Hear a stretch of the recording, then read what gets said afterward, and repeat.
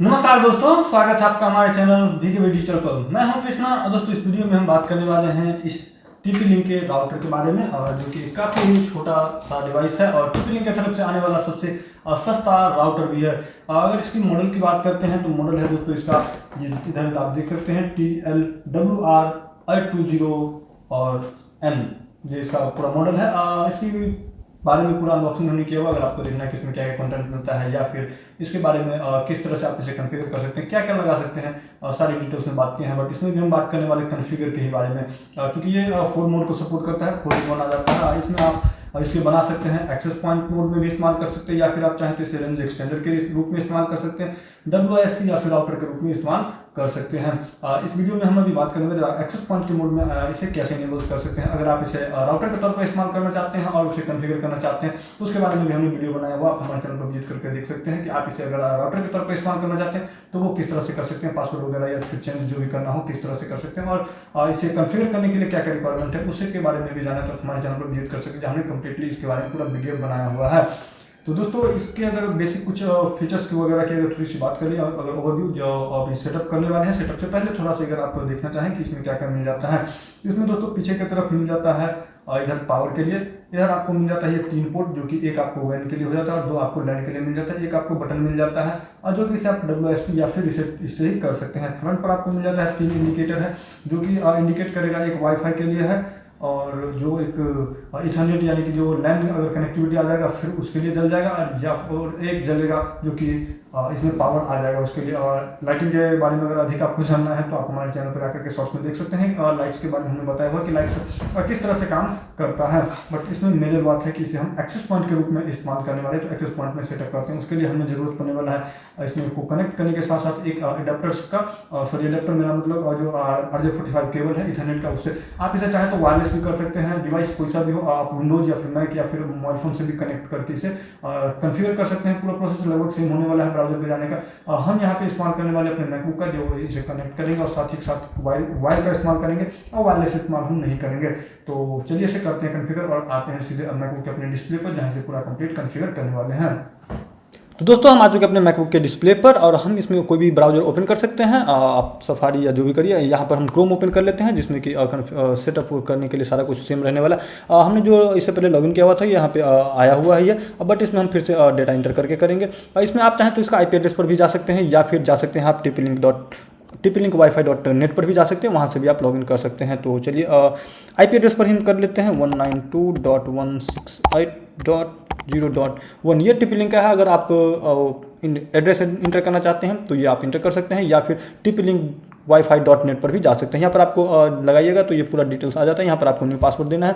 ये पासवर्ड आपको जो राउटर में लॉगिन करना है उसके लिए है। हम अपना बहुत मजबूत पासवर्ड इंटर कर लेते हैं 1 2 3 4 5 6 7 8। उसके बाद इंटर कर लेते हैं आपको कैपिटल A एंड एक स्मॉल a, सॉरी हाँ ये कर दिया हमने। कोई भी आप रख सकते हैं 1 2 3 4 5 6 7 8 और लेट्स गेट स्टार्टेड। उसके बाद आपका दोस्तों ये पासवर्ड चेंज हो जाता है। ये चेंज पासवर्ड जो आपने अभी किया होगा ये आपका SSID का पासवर्ड नहीं, यानी कि वाईफाई का जो आप मोबाइल में कनेक्ट करिएगा उसका पासवर्ड नहीं है। ये आपका पासवर्ड होने वाला है कि लॉगिन जब भी आप करिएगा उसका यहाँ टाइम जोन आप अपना हिसाब से रख सकते हैं, जिस भी कंट्री का रखना चाहते हैं या जहाँ से भी आप हैं। हम अपना हिसाब से रख लेते हैं, हम अपना जो भी अपना टाइम जोन है वो रख लेते हैं। इंटरनेट पोर्ट डिसकनेक्टेड है, यानी कि इसमें अभी हमने WAN पोर्ट में नहीं कुछ किया हुआ है, तो इसमें ये डिसकनेक्टेड बता रहा है। आप अगर ऐड करे रहिएगा तो आ जाएगा। यहाँ पर स्किप करने के बाद यहाँ पर आपको आ जाता है दोस्तों, ये जो आप वाईफाई जो दिखेगा आपको एक्चुअल में वो ये नाम यहाँ पर आपको कॉन्फ़िगर कर देना है। जो भी आपको जो फ़ोन में आप लॉगिन करेंगे तो उस टाइम पर आपको दिखाएगा। हम यहाँ पर ऐड कर लेते हैं, हमने वीके डिजिटल लिख दिया है। आपको हाइड करना हो तो SSID हाइड भी कर सकते हैं, साथ ही साथ पासवर्ड यहाँ पर से आप अपना हिसाब से रख सकते हैं। मजबूत पासवर्ड हम रख लेते हैं 1 2 3 4 5 6 7 8 9। दोस्तों ये पासवर्ड मजबूत करने का मतलब हम इसे बोल रहे हैं, ऐसा पासवर्ड आपको इंटर नहीं करना है। पासवर्ड आपको इस तरह का देना है जो कि कोई गेस जल्दी नहीं कर सके और कॉम्बिनेशन रहे, थोड़ा हार्ड होना चाहिए जो कि सिक्योर करेगा आपको। यहाँ पर हम नेक्स्ट कर लेते हैं फिर से। नेक्स्ट करने के बाद ये कंप्लीट हो जाएगा, अप्लाइंग सेटिंग्स हो जाएगा। ये चेकिंग कर रहा है इंटरनेट को, अगर वैन में हम इंटरनेट दिए होंगे तो ये आ जाएगा, आपको कनेक्टेड हो जाएगा डायरेक्ट इंटरनेट से, अगर नहीं रहेगा तो ये नहीं होगा। और उसके बाद ये पूरा डिवाइस आपको एकदम रिबूट कनेक्शन मोड में आ जाएगा और ये कंप्लीट हो जा चुका है, सेटअप कंप्लीट है।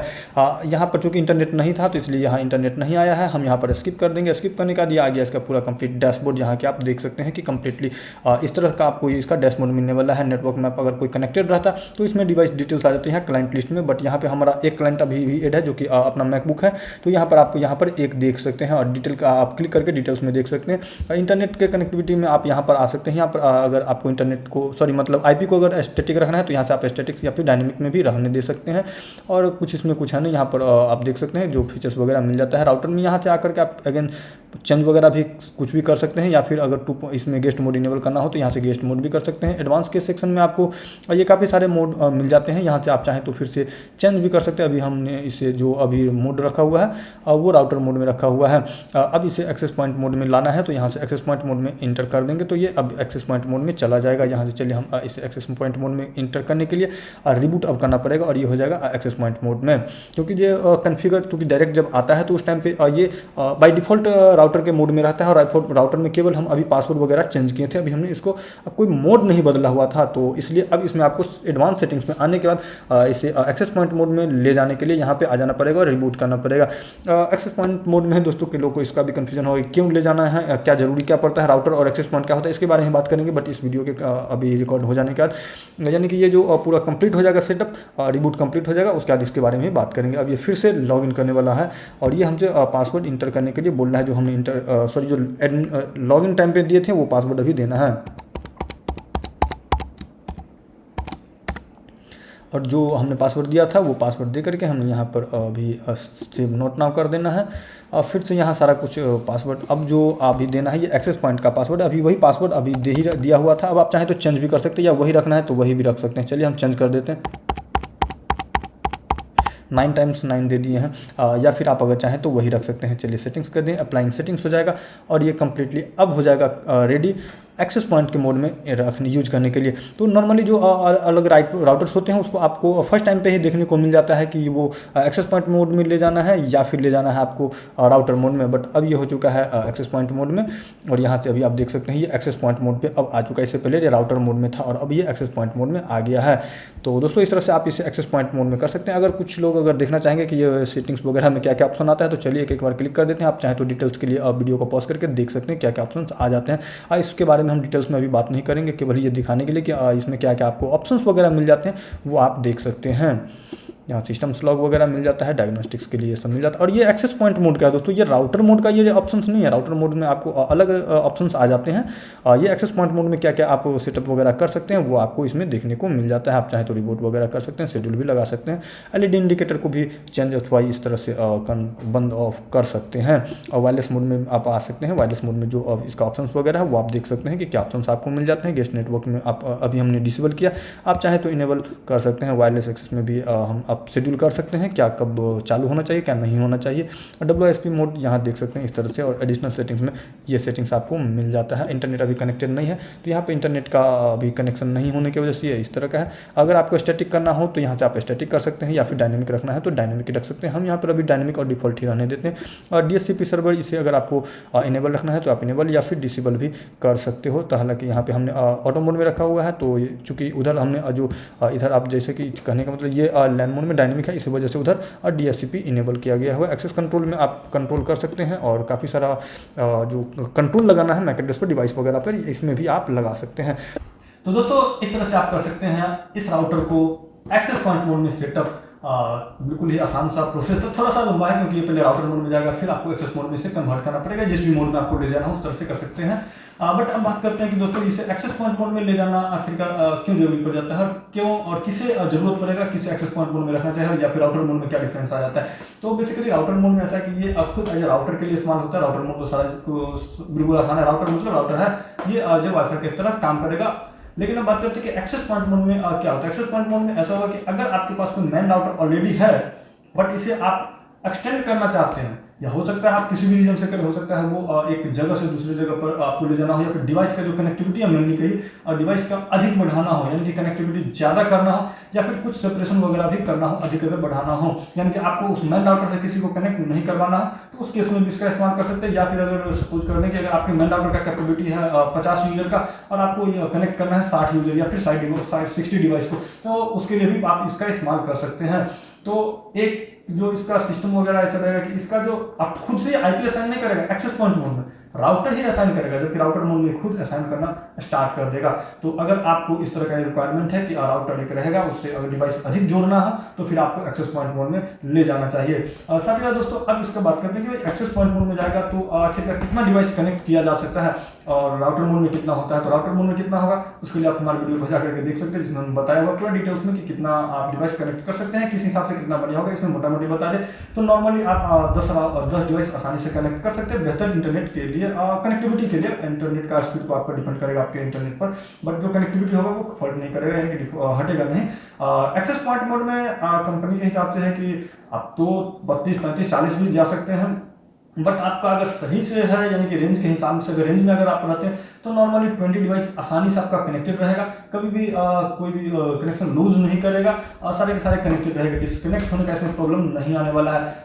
आप एक्सेस अगर चाहेंगे 20 से अधिक कर लेना, यानी 20 से अधिक डिवाइस को कनेक्ट करना चाहते हैं वो भी होगा इसमें, बट थोड़ा सा उसमें कंसिस्टेंसी नहीं रहेगा। साथ ही साथ इसका स्पीड भी बहुत कम रहने वाला है, जो कि 2.4 गीगाहर्ट्ज के साथ आता है। तो वायरलेसली उतना ज़्यादा डिवाइस कनेक्ट होगा तो स्पीड भी बिल्कुल लगभग ना के बराबर होगा, लेकिन केस आ जाते हैं कभी कभी कि ये स्पीड कम चाहिए, जैसे कि इस तरह के डिवाइस के लिए, जैसे कि IoT का डिवाइस वगैरह हो जाता है उसमें इसका इस्तेमाल ज़्यादा होता है, जहाँ की आपको राउटर चाहिए और डिवाइस ज़्यादा से ज़्यादा डिवाइस हो जाता है तो कनेक्ट करने के टाइम पे आप उससे इंटरनेट का स्पीड बहुत कम है। जैसे कि अगर आपका स्मार्ट AC हो या फिर स्मार्ट लाइट वगैरह हो या जो भी डिवाइस हो तो वो इंटरनेट बहुत कम कंज्यूम करते हैं, बट कनेक्टिविटी के लिए डिवाइस बहुत ज़्यादा हो जाते हैं, तो उस टाइम पर आप एक्सेस पॉइंट बना करके इसका इस्तेमाल कर सकते हैं। तो दोस्तों इस वीडियो में आप देखें कि एक्सेस पॉइंट को क्या काम है, किस तरह से कन्वर्ट कर सकते हैं, बना सकते हैं, इसे कॉन्फ़िगर कर सकते हैं इस राउटर को। आई होप कि इस वीडियो में आपका जो एक्सेस पॉइंट से रिलेटेड कोई भी क्वेश्चन रहा होगा इस राउटर के रिगार्डिंग सारे के सारे क्लियर हो गए होंगे, बट फिर भी अगर आपका कोई डाउट रह जाता हो तो नीचे कमेंट करके पूछ सकते हैं। साथ ही साथ वीडियो इन्फॉर्मेटिव रहा हो इसे लाइक कर लीजिए, शेयर कीजिए, चैनल पर नए हैं चैनल को सब्सक्राइब नहीं किया है तो चैनल को सब्सक्राइब जरूर कर लीजिएगा।